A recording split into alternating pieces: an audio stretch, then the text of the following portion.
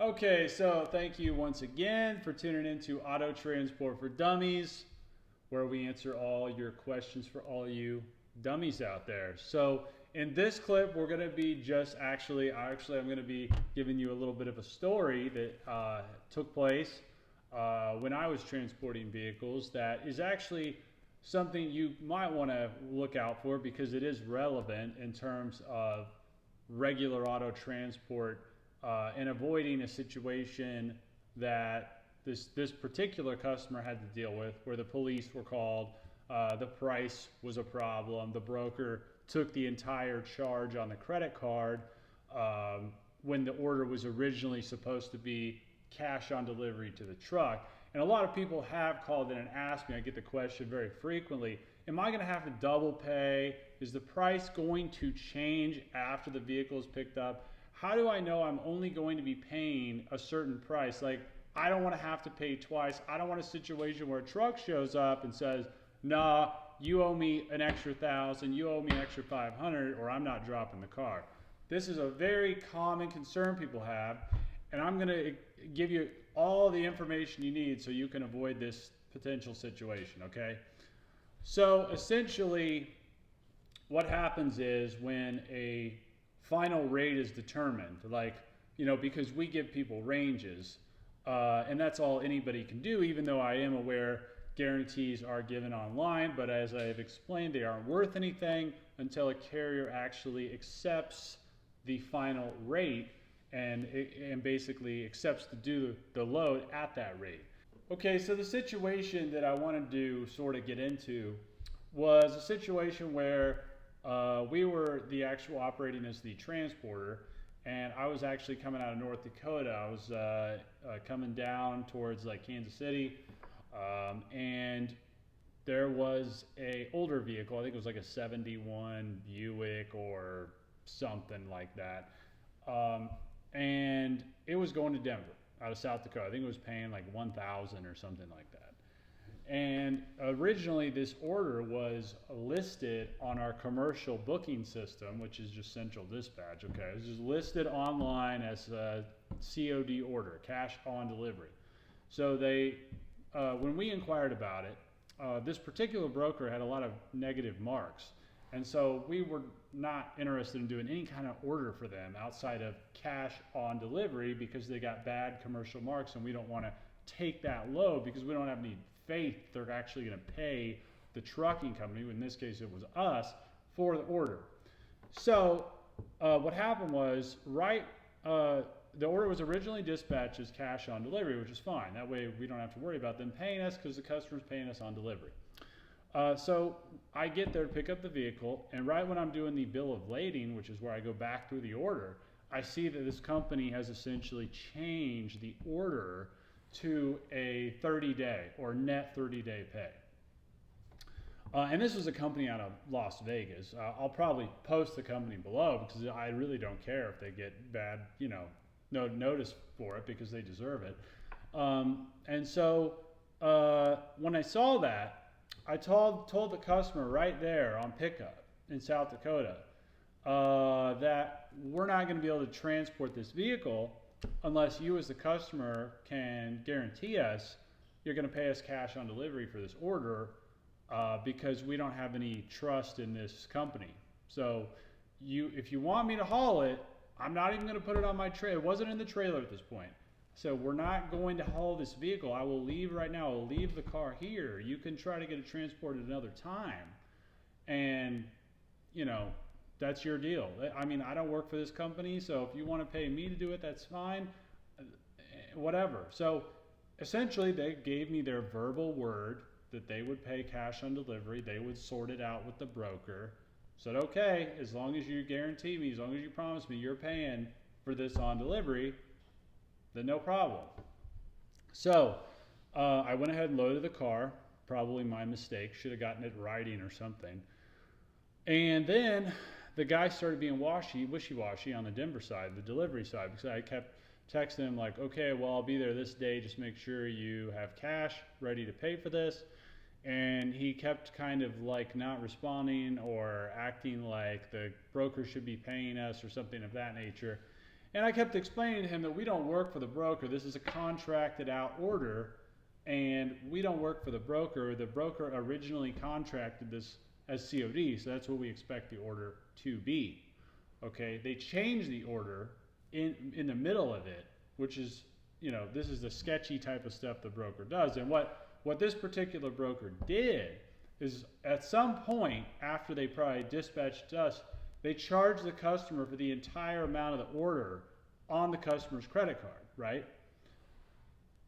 That was a mistake number one. But I mean, the biggest mistake is working with this particular company, which is a disastrous company with terrible reviews everywhere online. I don't know why they even decided to go with them, but the company charged the whole amount on the credit card. So, and of course the customer doesn't know that it was, but see, here's the crazy part. I told them on pickup, we're not taking the car unless it's COD, and they still, I mean, customers don't seem to understand what's going on here.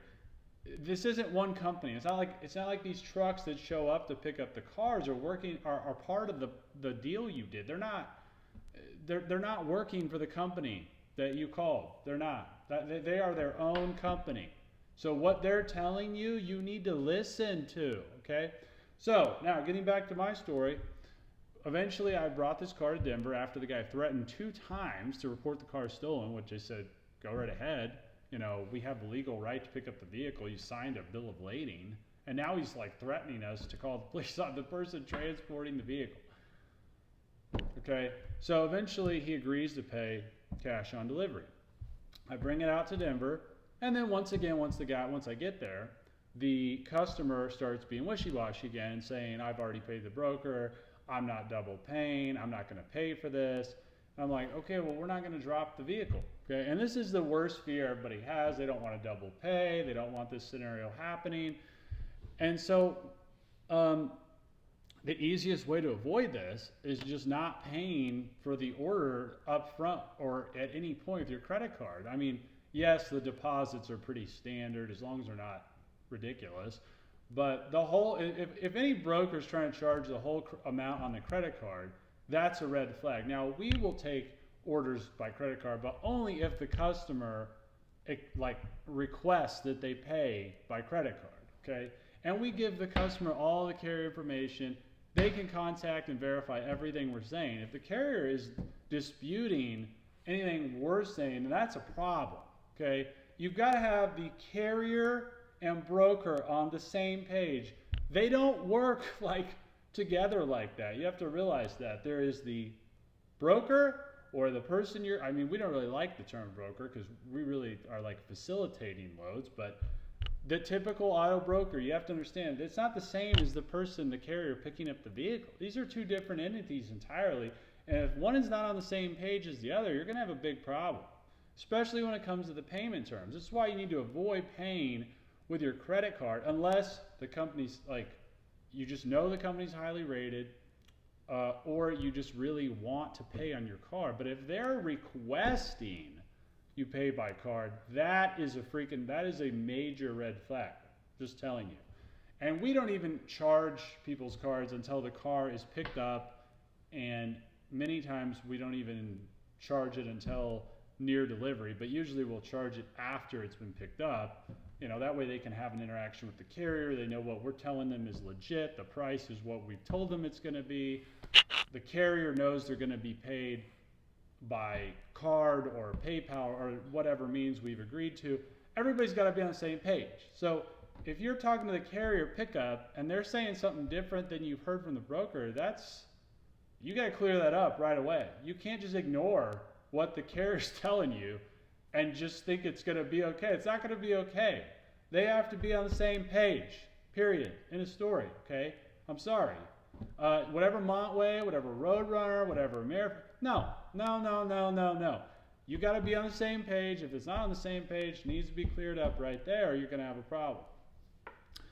Okay, so what essentially ended up happening was the police get called. The guy calls the police on us, just trying to deliver the car, and the police didn't even get involved hardly. They just said, well, he's legally on his trailer, so until he removes it from his trailer, it's legally in his possession, so we don't I'm like, you can take him to court. That's what they said, but we don't have to force him.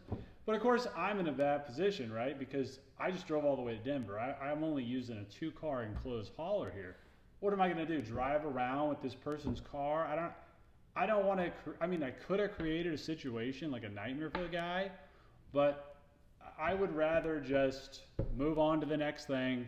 And so honestly, I dropped this car with no, assurance that I was going to be paid at all, other than the guy telling me that he would file a chargeback with his credit card if this broker did not pay us. So I just made the choice to be the nice guy in this scenario.